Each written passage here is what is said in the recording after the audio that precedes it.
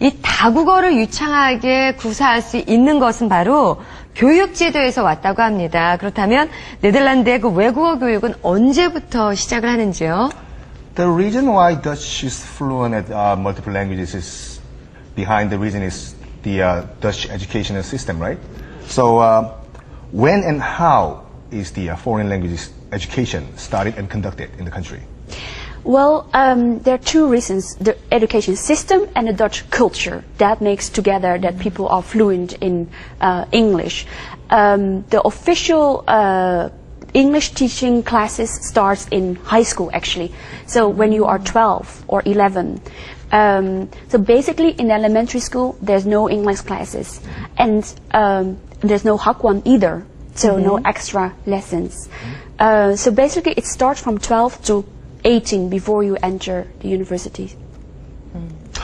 그러니까 일단은 그 배경에는 거기 네덜란드 문화가 깔려 있다고 하는데 일단 교육 시스템적으로 봤을 때는 이제 초등학교 때까지는 영어 교육이 전혀 없다고 말씀하시고 일단은 공식적인 영어 교육은 고등학교에 들어가서 그때부터 영어 공교육이 있다고 말씀하시네요.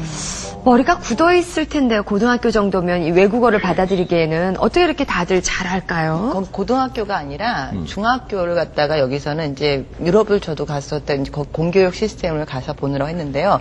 고등학교 아니라 중학교, 고등학교를 갔다가 그러니까 주니어 하이스쿨, 그다음 하이스쿨에서 하이스쿨이란 말을 많이 써요. 그래서 그냥 고등학교라는 개념보다는 중학교, 고등학교 하나를 묶어서 간다는 거예요. 어찌됐든 우리가 다른 그 잘하는 외국 사례를 보면 네. 초등학교 때부터 뭐 노출을 많이 시켜요. 네, 뭐 우리나라 같은 TV라든가 경우는 굉장히 그런데 외국 같은 경우는 특히 유럽 같은 경우는 저도 그때 보니까 중학교부터 다 해요. 그러니까 공교육이 다 중학교부터 영어를 하게끔 돼 있더라고요. 초등학교에서는 다 모국어만 쓰게끔 해놓고요. 그래서 그거에 대해서 한번 물어보시면 So 더 좋을 것 the 같아요. high school you mentioned before was the equivalent to middle school in Korea, right? Yes, if I say high school, then it means you will start there at 11 or 12 years. 그렇군요. 그러니까 So about 6 years. 우리가 말하는 고등학교가 아니라 한국으로 치면 중고등학교 과정을 그쵸, 말하는군요. 자, 그러면 많은 외국어 중에서 좀 영어 교육을 좀 강조하는 편인가요? 어떤가요? Do you usually put an emphasis on the English education besides among the any other German? languages? No. I hear this question many times, but actually there's no more emphasis on English than any other subject like mathematics, history. I mean, in terms of foreign languages like German, French. Oh, well, of course, English is mandatory. There's no choice that you have to learn it. And then usually you have to choose a second foreign language, German or French. Well, I chose German and French in high school. So that is actually quite normal to speak several languages. Also, if you imagine, Netherlands is very small. So about 1 hour you are already in Belgium, 2 hours you are in Germany, and 4 hours in French. So as a kid, you travel and go on holiday, and you do hear so many different languages. So you feel also immediately the need and why it's necessary to learn a foreign language. 여러 가지 외국어를 공부할 수밖에 없는 상황이 그 필요성 때문에라고 말씀하시는데 일단은 그 영어 교육은 이제 의무 교육으로 이제 실시가 되고 있고 그 이외에 이제 독일어라든지 프렌치 같은 경우에는 그러니까 네덜란드가 굉장히 작은 국가이기 때문에 조금만 운전하고 나가면 바로 프랑스와 뭐 벨지움 이런 여러 가지 나라가 접경이 돼 있기 때문에 이동을 하면 그 나라 말을 써야 되기 때문에 필요성에 의해서 외국어를 배우게 된다라고 말씀하시네요. 네. 대학에서는 외국어 교육이 어떻게 되나요? How is the English education conducted in college? In college, well, after you come from high school, you are supposed to be fluent in English. So there's no English courses in university or in college. So those students entering university, they are already fluent in English. 그렇군요. 그러니까 일단 왜 깜짝 놀랐어요? 아니, 우리는 국민학교 때, 초등학교 때부터 영어를 해도 네. 정말 고등학교를 졸업하는 순간 영어를 그렇게 잘하는 사람이 몇이나 있습니까? 네, 1부터 10까지도 못 쓰시는 분들이 있다고 합니다. Well, and yes. Let me translate. Okay. 일단 그 중고등학교를 마치고 난 후에는 모든 사람들이 다 영어에 완벽하기를 이제 기대를 받고 있기 때문에 대학에 들어가서는 따로 특별히 이제 뭐 우리로 치면 ESL 클래스 같은 게 없다고 말씀하시네요. 그만큼 공교육이 확실하고 또 필요에 의해서 공부를 하시는지 어쨌든 고등학교 졸업과 함께 영어는 좀 유창하게 얘기할 수 있다고 하네요. 네. 참 부러운 일입니다. 네. 자, 흔히 네덜란드식 교육법의 특징으로 우리 축구 명장 히딩크 감독의 비유를 하곤 하는데요. 우리 원장님께서는 히딩크 감독을 통해서 네덜란드 교육법이 어떻게 나타나고 있다고 보시는지요?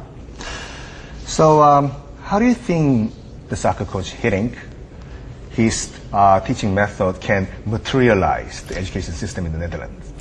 Well, it's already materialized. I can say the other way, because of the education that Mr. Hiddink enjoyed in the Netherlands, he could teach the soccer in this way.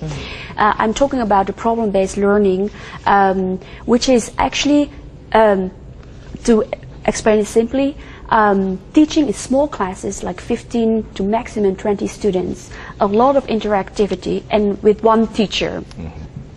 So you are encouraged to write your papers, to present it, to talk about it, to receive criticism, and to raise your voice about other people's papers. So you have a lot of interactions that by practicing, you'll be more confident to talk in public, to raise your voice, and that makes the leaders, the global leaders we need today. But that starts already when you are 6 in actually in elementary school, in high school, and in the universities. 크게 세 가지로 요약을 할 수가 있을 것 같은데 일단은 그 네덜란드식 교육 방법은 뭐냐면 이제 문제를 던져주거든요. 해결을 해봐라.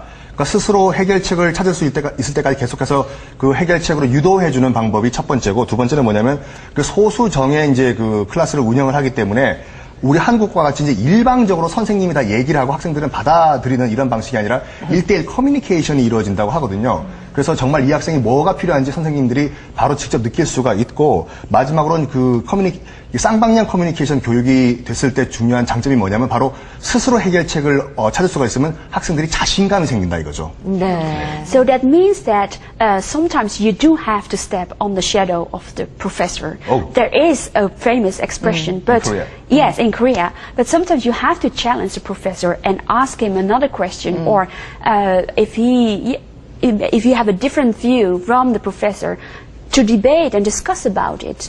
Then you can create your own opinion and become an independent thinker.